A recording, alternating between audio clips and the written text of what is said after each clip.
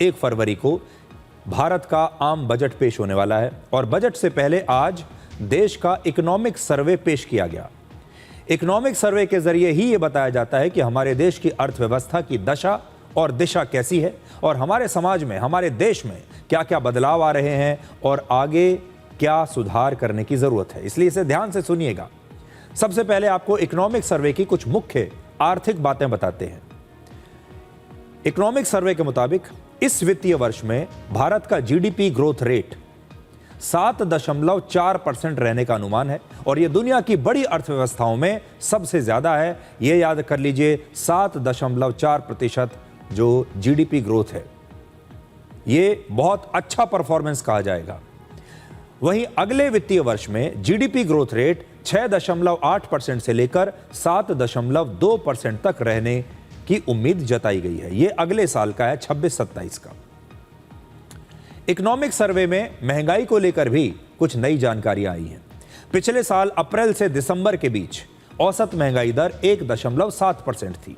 हमारे देश में जब से खुदरा महंगाई दर को मापने की शुरुआत हुई है, तब से ये सबसे कम महंगाई दर है।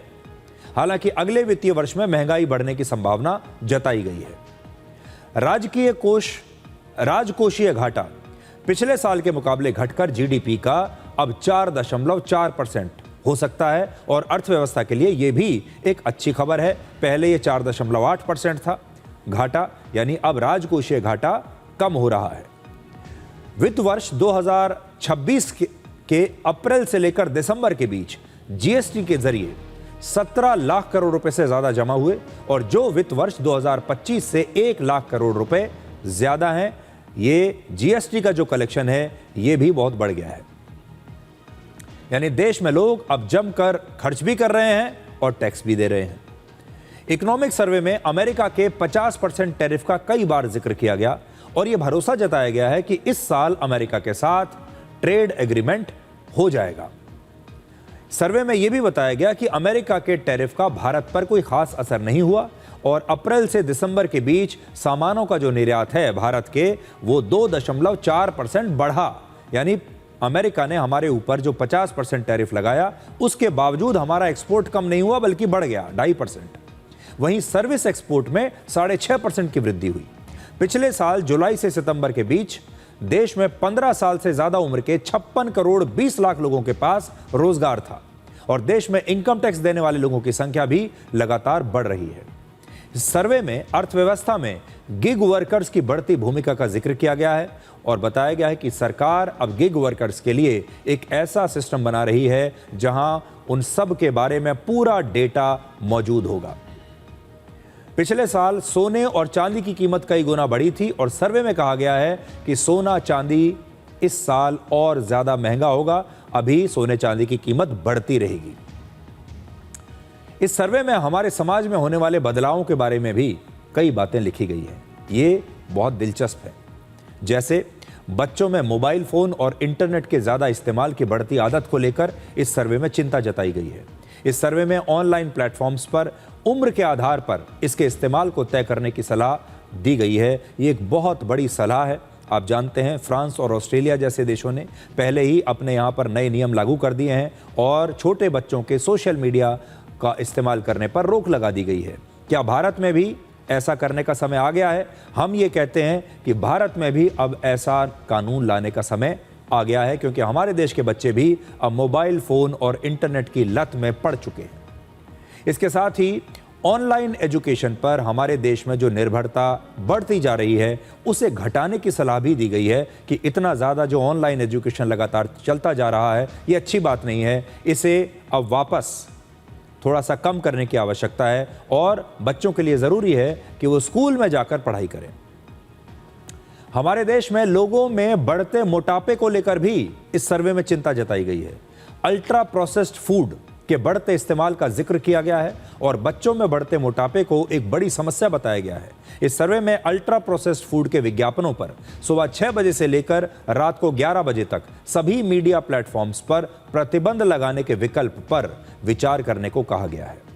नवजात शिशु और छोटे बच्चों के दूध और पेय पदार्थों के प्रचार पर भी सख्त रोक लगाने की जरूरत बताई गई है और इसके अलावा स्कूल और कॉलेजों में अल्ट्रा प्रोसेस्ड फूड बनाने वाली कंपनियों के स्पॉन्सरशिप्स के जरिए होने वाले कार्यक्रमों पर रोक लगाने की सलाह दी गई है।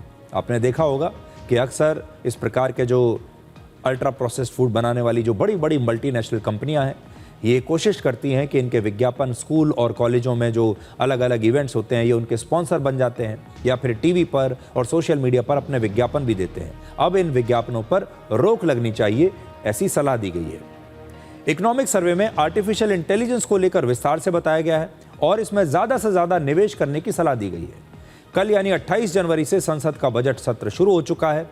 अब आपको सुनाते हैं कि प्रधानमंत्री मोदी ने इस साल के नए बजट को लेकर आज क्या कहा। ये बजट सत्र है 21वीं सदी का एक चौथाई हिस्सा बीत चुका है। ये दूसरे चौथाई का प्रारंभ हो रहा है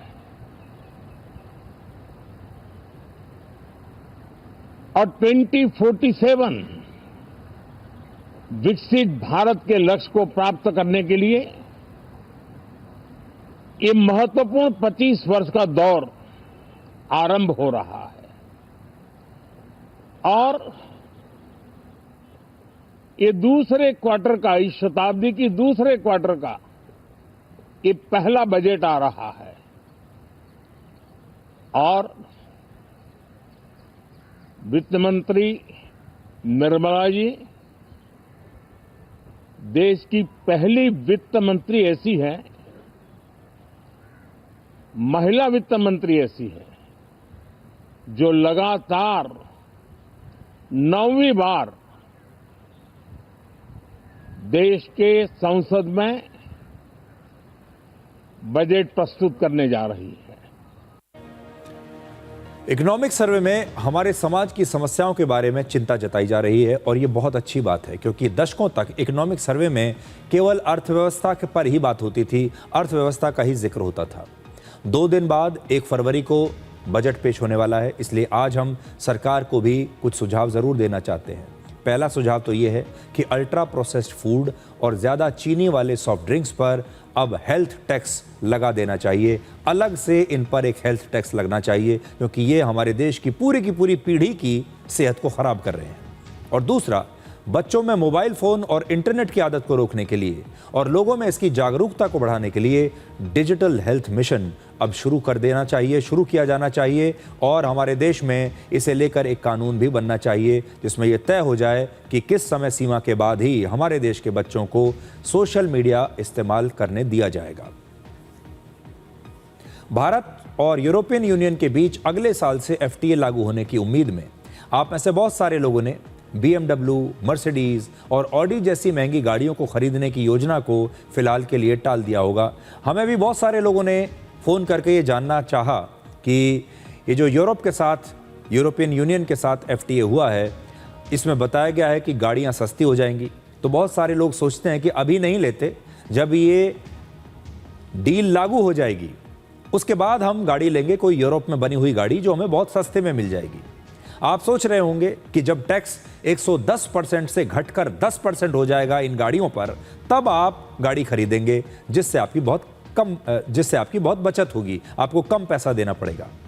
तो अब आप अपनी इस योजना पर थोड़ा फिर से पुनर्विचार कर लीजिए। ये आज का विश्लेषण उन लोगों के लिए है जो गाड़ियां खरीदना चाहते हैं और बेसब्री से इंतजार कर रहे हैं कि भारत और EU के बीच ये समझौता लागू हो और फिर उन्हें सस्ती गाड़ियां मिलनी शुरू हो जाएं। तो पुनर्विचार के लिए मैं इसलिए कह रहा हूं क्योंकि भारत में बिकने वाली यूरोप की 90% महंगी गाड़ियां सस्ती नहीं होने वाली।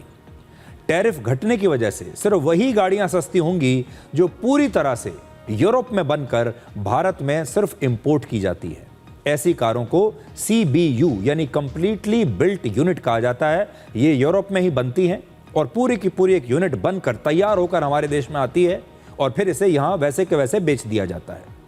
तो जो कार यूरोप से बनकर आ रही हैं, आपको उन्हीं पर डिस्काउंट मिलेगा।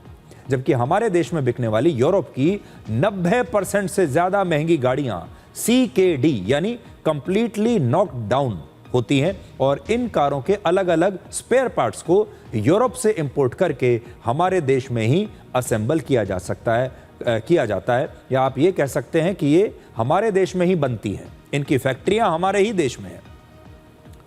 तो यूरोप की बड़ी बड़ी कंपनियों की वो गाड़ियां जो इस समय हमारे देश में बन रही हैं, ऐसी कारों के इंपोर्ट पर सिर्फ 16 से 17% तक का ही टैक्स लगता है। इन पर तो पहले से ही कम टैक्स है, 16 से 17%। इसलिए पहले से ही कम टैक्स की वजह से BMW, मर्सिडीज और ऑडी जैसी गाड़ियां सस्ती नहीं होंगी। लेकिन लैम्बोर्गिनी, पोर्शे और फरारी की जो अल्ट्रा हाई एंड गाड़ियां हैं, हाई एंड गाड़ियां जो वहीं से बनकर आ रही हैं, इन पर आपको जरूर बहुत डिस्काउंट मिलेगा, क्योंकि ये ना तो भारत में बनाई जाती हैं, ना ही भारत में असेंबल की जाती हैं, बल्कि सिर्फ इंपोर्ट की जाती है। इसी तरह से फोक्सवैगन गोल्फ GTI या स्कोडा ऑक्टेविया RS जैसी गाड़ियों की कीमत भी कम हो सकती है, क्योंकि ये गाड़ियां भी यूरोप में ही बनकर तैयार होकर भारत आती है। अब आपको बताते हैं कि कौन सी यूरोप की गाड़ियां कितनी सस्ती हो सकती हैं। तो इस समय पोर्शे 911 जो गाड़ी है, उसकी कीमत करीब 2 करोड़ से 4 करोड़ के बीच है। FTA लागू होने के बाद ये गाड़ी 1 करोड़ रुपए तक सस्ती हो सकती है। रोल्स रॉयस घोस्ट की कीमत 7 करोड़ से 8 करोड़ रुपए तक है। नए टैक्स के बाद ये गाड़ी 2 करोड़ से 2.5 करोड़ रुपए तक आपको सस्ती मिल सकती है। इसी तरह बेंटायगा की कीमत 4 करोड़ रुपए है और इसकी कीमत भी 1 करोड़ रुपए तक कम हो सकती है। लैम्बोर्गिनी उरुस जो कार है, इसकी कीमत भी 1 करोड़ रुपए से ज्यादा तक घट सकती है। और फरारी की जो पुरुसांगुए गाड़ी है, उसकी कीमत भी 1 करोड़ 70 लाख रुपए तक कम हो सकती है। मर्सिडीज बेंज G क्लास जो कार है, ये एक SUV होती है, इसकी कीमत 2 करोड़ 90 लाख से लेकर 4 करोड़ के बीच है और इस गाड़ी की कीमत में आपको 1 करोड़ रुपए तक का जो डिस्काउंट मिल सकता है, 1 करोड़ रुपए कम हो सकती है इसकी कीमत। एक और कार है BMW i7, इसकी कीमत 2 करोड़ रुपए के आसपास है और FTA लागू होने के बाद इसकी कीमत घटकर लगभग 1 करोड़ 40 लाख रुपए हो सकती है। यानी ये कार भी लगभग 63 लाख रुपए सस्ती हो सकती है। ऑडी RS Q8 की कीमत 2 करोड़ 32 लाख रुपए है और ये कार लगभग 72 लाख रुपए सस्ती हो सकती है। ये सारी अनुमानित कीमतें हैं और अंतिम एक शोरूम कीमत कार कंपनियां ही तय करती हैं। हम आपको सिर्फ इसका एक आइडिया दे रहे हैं, अनुमानित इसकी कीमत बता रहे हैं। इसके अलावा इंपोर्ट की जाने वाली कारें कितनी सस्ती होंगी, वो इस बात पर भी निर्भर करेगा कि यूरो के मुकाबले उस समय रुपए की कितनी कीमत है, यानी रुपया कितना मजबूत है। अगर रुपया और कमजोर होता है तो कीमत बढ़ जाएगी। यहां यह भी ध्यान देने वाली बात है कि जिन महंगी गाड़ियों की कीमत में कमी आने की संभावना है, ये सारी लग्जरी गाड़ियां हैं, बहुत महंगी, करोड़ों की गाड़ियां हैं। इन गाड़ियों को खरीदने वाले लोग बहुत पैसे वाले होते हैं।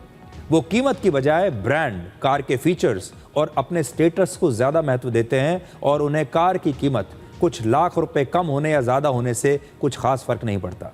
कुल मिलाकर मैं आपको ये बताना चाहता हूं कि हमारे देश का जो मिडिल क्लास है, अगर आप 5, 10, 15, 20, 25 लाख तक की गाड़ी खरीदने के बारे में सोच रहे हैं तो आपको कोई खास फायदा नहीं होने वाला है।